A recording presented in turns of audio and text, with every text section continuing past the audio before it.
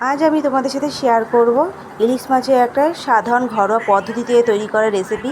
তো এখানে কিন্তু আমি ইলিশ মাছ তৈরি করব আজকে আলু বেগুন দিয়ে। তবে কিন্তু ইলিশ মাছটা আজকে আমি কাঁচা তৈরি করছি, কোনো রকমভাবে ভাজবো না। তো মাছটাকে কিন্তু আমি বাজার থেকে কেটে নিয়ে এসেছি, বাড়িতে এটাকে এনে ভালো করে ধুয়ে নিয়েছি। আর শুধু নুন কিন্তু আমি মাছটার মধ্যে আগের থেকে আমি মাখিয়ে রেখে দিয়েছি, যাতে ভেতরে একটু নুনটা যায়। আর এখানে দেখো আমি কিন্তু আলু আর বেগুন ঠিক এরকম লম্বা করে কিন্তু কেটে নিয়েছি। সবজি সবসময় কিন্তু একই রকম হলে তাহলে কিন্তু বেশ ভালো লাগে দেখতে। তো এখানে আলু যেরকম আমি লম্বা করে কেটেছি, বেগুনও কিন্তু ঠিক এরকম লম্বা করে কেটেছি। এই কথাটা কিন্তু আমি আমার মার থেকেই শিখেছি যে সব সময় সবজি একরকম হলে দেখতে ভালো লাগে। তাই কিন্তু যতটা চেষ্টা করবে যে সবজি যখনই যেটা দেবে, যেই সবজি বানাও না কেন, সব রকমের সবজি যদি হয়, 5 রকমের তরকারি হোক বা যেরকমই হোক না কেন, একই রকম সাইজে কিন্তু সবজিটা রাখার চেষ্টা করবে।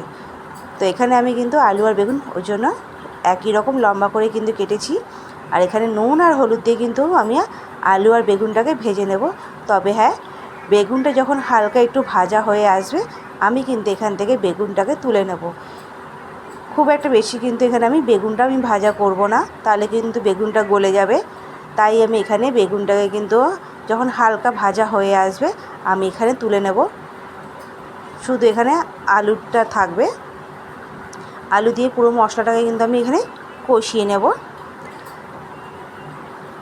এই দেখো আমি কিন্তু বেগুনটাকে তুলে নিয়েছি, আর এখানে কিন্তু দিয়ে দিয়েছি আলুর মধ্যে আমি কালো জিরে ফোড়ন দিয়েছি। কালো জিরে ফোড়ন দিয়ে এখানে আলুটা ভালো মতো ভাজা হয়ে গেছে। এই দেখো আমি কিন্তু বেগুনটা তুলে নিয়েছি। এটাকে কিন্তু আমি পরে দেবো ঝোলের মধ্যে, যখন হয়ে যাবে পুরো ঝোলটা তখন।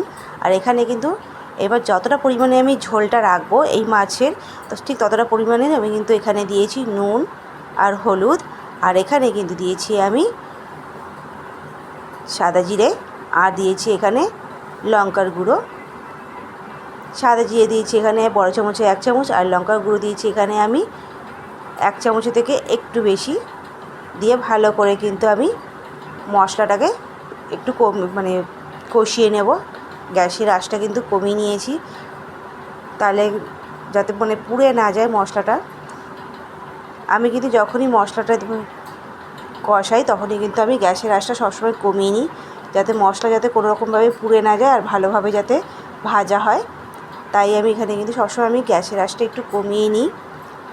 মশলাটা এখানে দেখো ভালোভাবে কিন্তু ভাজা হয়ে গেছে। এবারে কিন্তু আমি এখানে দিয়ে দেবো ঠিক পরিমাণ মতো জল। যতটুকু জল এখানে আলুটা একটু সেদ্ধ হতে আর লাগবে, ঠিক তার থেকে একটু বেশি আমি দিয়েছি, কারণ এখানে আলুটা সেদ্ধ খাওয়ার একটু ব্যাপার আছে। তো আমি একটু পরিমাণে জলটা একটু বেশি দিয়েছি, যাতে আলুটা সেদ্ধ হয়। আর এখানে আলুটা সেদ্ধ হলে ঝোলটাও কিন্তু একটু কমে আসবে। ঠিক আমার যতটা দরকার ঝোলের পরিমাণটা ঠিক অতটাই কিন্তু আমি এখানে রাখছি। আর এই দেখো আলু কিন্তু সেদ্ধ হয়ে গেছে, আর ঝোলের পরিমাণটা কিন্তু কমে এসছে। তো এবার যখন ভালোভাবে ঝোলটা ফুটে এসছে, আমি কিন্তু দিয়ে দিচ্ছি এখানে বেগুন। ভাজা বেগুনগুলো এখানে দিয়ে দিলাম। তো বন্ধুরা, তার আগে কিন্তু তোমাদের কাছে কিন্তু একটাই অনুরোধ, বন্ধুরা প্লিজ আমার পুরো ভিডিওটা দেখো, দেখে তোমরা লাইক শেয়ার কমেন্ট করো। নতুন যারা বন্ধু আছে তাদের কাছে অনুরোধ যে বন্ধুরা প্লিজ আমার চ্যানেলটাকে ছোট্ট একটা লাইক আর সাবস্ক্রাইব করে আমার পাশে থেকো। তোমরা আমার পাশে থাকলে জীবনে চলার পথে একটু সবাই নতুন নতুন ভিডিও বানাবে, প্রেরণা জাগে। আর এখানে দেখো ঝোলটা যখন ভালোভাবে ফুটে এসছে, আমি কিন্তু এখানে মাছগুলোকে দিয়ে দিয়েছি। মাছটা দিয়ে কিন্তু আমি ভালো করে কিন্তু এখানে ফুটিয়ে নেব ঝোলটাকে কিন্তু। এবার ভালো করে ফুটিয়ে নেব। আর গ্যাসের আঁচটাও কিন্তু আমি একটু বাড়িয়ে দিয়েছি। মাছটা দেবার সময় আমি কিন্তু গ্যাসের আঁচটা একটু কমিয়ে নিয়েছিলাম। তোমরা কিন্তু ঝোলটা যে ফুটছে সেটা দেখে কিন্তু তোমরা বুঝতে পারছো যে এখানে আমি গ্যাসের আঁচটা কমিয়ে নিয়েছি।